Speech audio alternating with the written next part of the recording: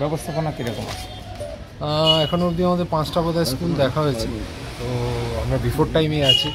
প্রতিটা স্কুলের ব্যবস্থা ঠিক আছে এবং পরীক্ষা ভালোভাবে হচ্ছে, কিন্তু যেটা দেখার সেটা হচ্ছে যে পরীক্ষা ভালো হচ্ছে মানে রিল্যাক্সড হয়ে যাব, কমপ্লেসেন্ট হয়ে যাব, সেটা হওয়ার জায়গা নেই।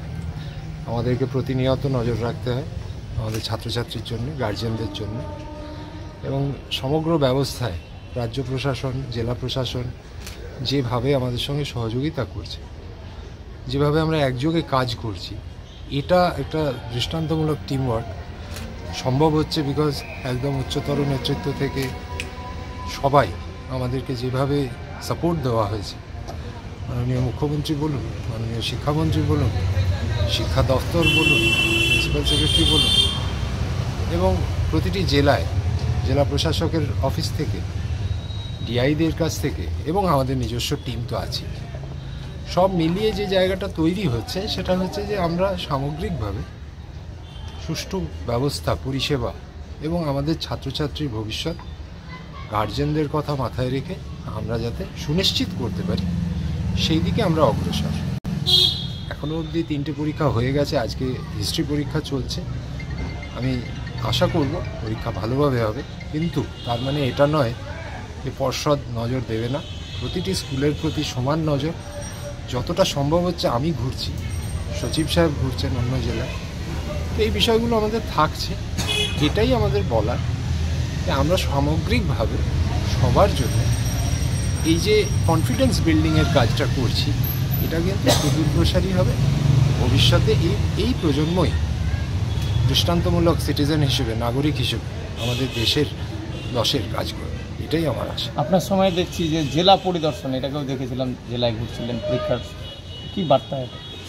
দেখুন, জেলা পরিদর্শন থেকেও যেটা ছাত্রছাত্রীদের শুভেচ্ছা দেওয়া, ডাইরেক্টলি পরীক্ষার দিন স্কুলগুলোয় আসা, সেখানে যে ব্যবস্থা চলছে সেখানে তাদের পাশে দাঁড়ানো, ব্যবস্থা কিভাবে চলছে, এবং ভবিষ্যতে আগের বছর, এর পরের বছর কিভাবে আমরা কাজ করব, কারণ ফিল্ডই হচ্ছে একমাত্র যে জায়গা থেকে শেখা যায়।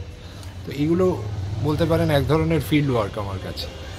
এই ফিল্ড ওয়ার্কের মাধ্যমে আমরা জানতেও পারি, এবং এই যে আপনারা দেখছেন পরিষেবা ভালো হচ্ছে, এটা কিন্তু সম্ভব হচ্ছে এই অভিজ্ঞতা সঞ্চয়ের মাধ্যমে। এর আগে বিভিন্ন সময়ে যখন প্রশ্নপত্র বাইরে আসছে, দেখুন, এটা আমি মানতে নারাজ যে মালদা জেলা খারাপ, এটা খুব বিচ্ছিরি ধরনের একটা লেবেলিং হয়, একটা স্টিগমা চাপিয়ে দেওয়া। কিছু অসাধু লোক ছাত্রছাত্রীদের প্রলোভন দিয়ে, প্রভোগ করে, বিপথে চালনা করে এগুলো করে। ছাত্রছাত্রীরা করেন, অভিভাবকরাও করেন।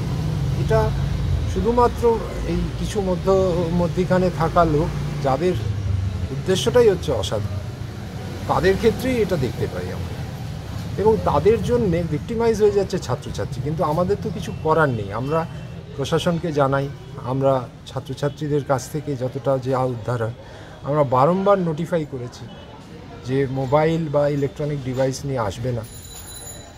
আমরা গার্জেন অবধি পৌঁছেছি, টেস্ট পেপারে জানিয়েছি যে ভাই পাঠাবেন না।